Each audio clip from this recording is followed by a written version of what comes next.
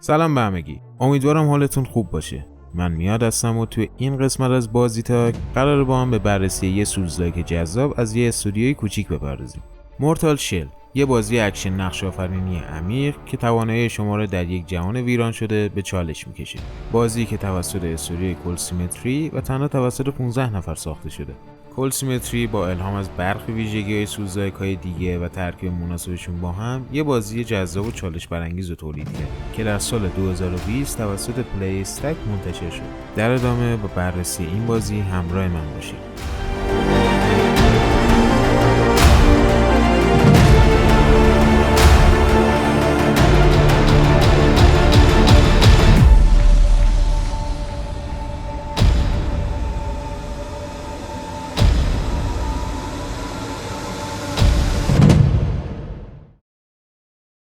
شما رو نمیدونم ولی خودم عادت دارم قبل از اینکه بخوام بازی رو شروع کنم اول از همه وارد تنظیمات بشم و بازی رو تا جایی که میتونم شخصی سازی کنم. مورتال شل هم از این قاعده مستثنا نبود. بخش تنظیمات این بازی گزینه‌های خوبی داره که میتونید بر حسب خواستتون ازشون استفاده کنید و هر کدومو که خواستید تغییر بدید. با این حال چند تا نکته منفی هم تو این بخش وجود داره.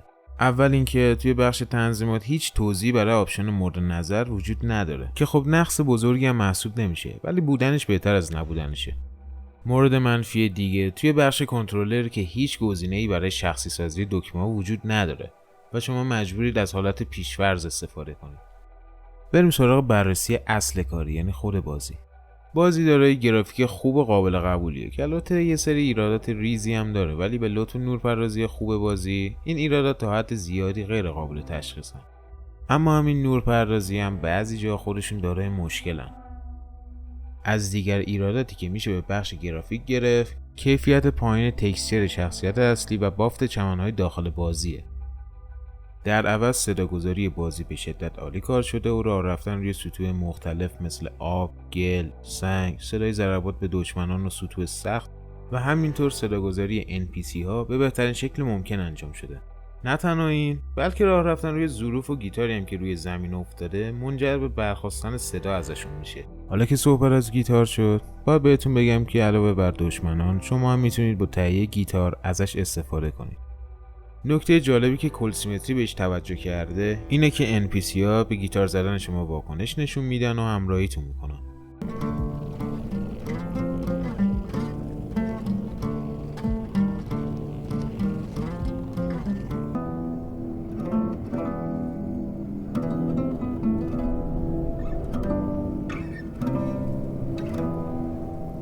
در بازی آیتم‌های زیادی هست که هر کدومش تاثیرات خاصی داره و تو شرایط مختلف میشه ازشون استفاده کرد.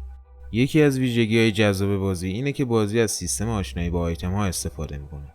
به این صورت که در ابتدا شما چیزی درباره یه آیتم و تاثیراتش نمیدونید، اما هرچی بیشتر ازش استفاده میکنید اطلاعاتتون هم نسبت بهش بیشتر میشه. 4 تا اسکن مختلف تو بازی هست که ازشون به عنوان پوسته یا شل یاد میشه.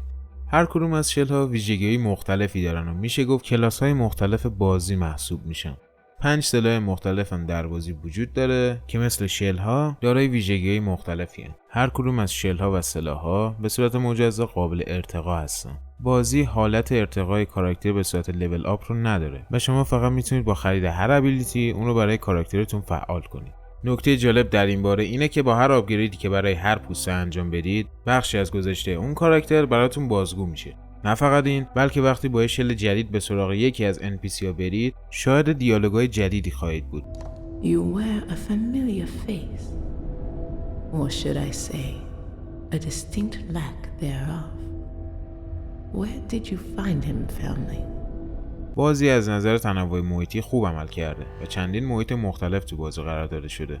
هر یک از این محیط ها هم دشمنای مخصوص به خودشو داره که دارای تاکتیک ها و نقاط قوت ضعف مختلفی هست. در بخش مبارزه همونطور که قبلا گفتم چندین سلاح مختلف وجود داره که هر کدوم ویژگی‌های خاصی داره. در بخش دفاع هم همچین موضوعی وجود داره. شما به 4 روش مختلف میتونید از خودتون دفاع کنید. روش داج، رول و پری که توی اکثر بازی‌ها شاهدشون بودیم.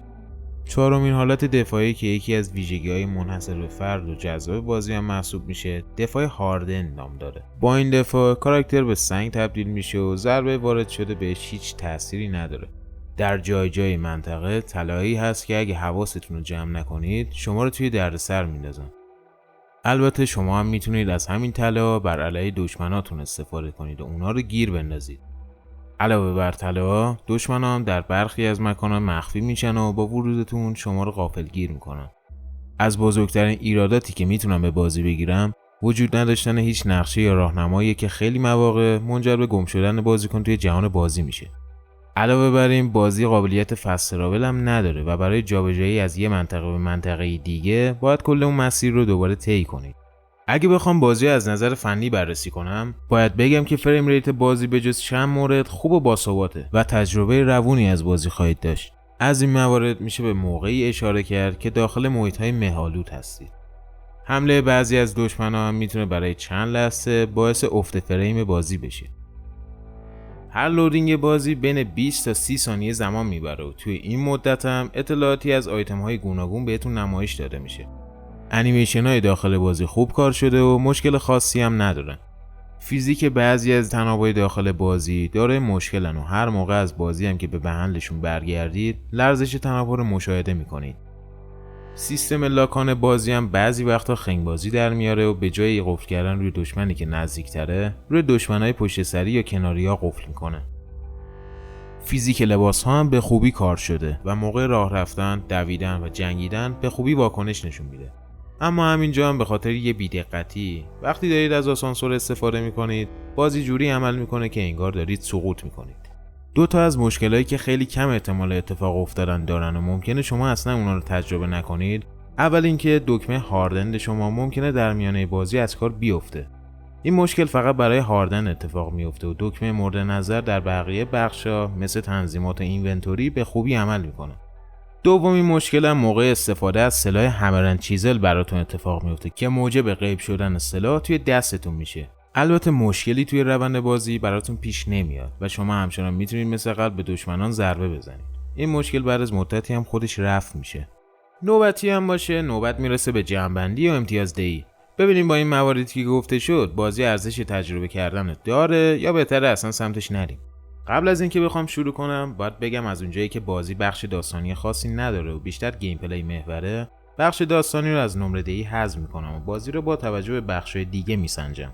بازی از نظر گرافیکی تجربه خوب و قابل قبولی رو به کاربر ارائه میده و اگه بی‌دقتی‌ها و کمکاری‌های سازنده هم نبود میتونست خیلی بهتر از اینا عمل کنه.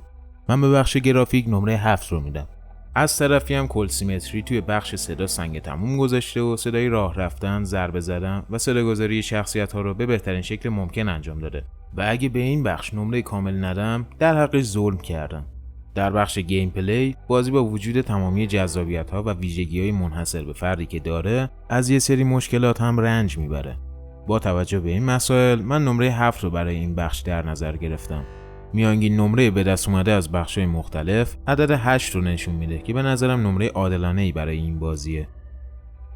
حالا بذارید ببینیم بازی ارزش تکرار رو داره یا یه بار که تمومش کنیم باید بیخیالش بشیم. برای کسایی که دنبال چالش بیشتری هستن 100% بازی ارزش تکرار رو داره. بذارید یه چیزی رو بهتون بگم. وقتی بازی رو به پایان میرسونید سوالی از شما پرسیده میشه که یکی از جوابها شما رو به حالت نیو گیم پلاس میبره. توی این حالت تمامی مراحلی که رفته بودید پاک میشه و باید از اول بازی شروع کنید. با این تفاوت که تمامی سلاح‌ها و شل‌هایی که توی بازی قبلی داشتید با هر میزان ارتقایی که انجام داده بودید به همراه آیتم‌هایی که داشتید هم باهاتون به بازی جدید آورده میشه. میزان ارتقاهایی که برای سلاح‌ها میتونستید انجام بدید 2 برابر میشه و یه سری آیتم‌ها هم به شاپ اضافه میشه. اینجوری که بازی خیلی راحت میشه. پس چالش بیشترش کجاست؟ اگه فکر کردید که بازی میاد بی دلیل اینجوری بهتون حال میده، حسابی کور خوندید. تمامی دشمنا و باس فایت‌ها جون بیشتری نسبت به قبل دارن و دمیجی هم که بهتون وارد میکنن بیشتر از قبله. حتی استفاده از ویژگی هاردن هم دیگه مثل قبل نیست و اگه توی این حالت ضربه بخورید، بخشی از جونتون هم کم میشه. پس میبینید که خیلی هم ساده نشده. آیا بازی ارزش خرید رو داره؟ یه بازی $30 که بین 10 تا 12 ساعت گیم پلی بهتون ارائه میده و با توجه به ارزش تکرارش این مقدار تا 20 ساعت هم افزایش مییابه. پس قطعا بازی ارزش خرید رو داره. یه خبر خوبم بهتون بدم. بازی در زمان آپلود این ویدیو بر روی سرویس اشتراکی گیم پس قرار داره و با داشتنش میتونید به راحتی اقدام به دانلود تجربه بازی کنید. به عنوان کلام آخر، این بازی رو به تمامی طرفداران بازی‌های سولزی و حتی کسایی که برای اولین بار میخوان این بازی‌ها رو تجربه کنن پیشنهاد میکنم. بازی روی کنسول ایکس باکس وان اس اجرا شده و تمامی نقد و بررسی‌های انجام شده مربوط به این نسخه از بازی است و احتمال داره در نسخه‌های دیگه تفاوت‌هایی داشته باشه. به پایان این قسمت از بازی تاک رسیدیم. از همتون ممنونم که تا این لحظه من رو همراهی کردید. اگر از این ویدیو خوشتون اومد، لایک کنید و نظرتون هم توی کامنت‌ها برام بنویسید. اگرم بازی رو تجربه کردید، بهم بگید که شما چه نمره‌ای بهش میدید. یادتون نره که بازی تاک رو دنبال کنید و به دوستاتون هم معرفی کنید. منتظر ویدیوهای بعدی هم باشید.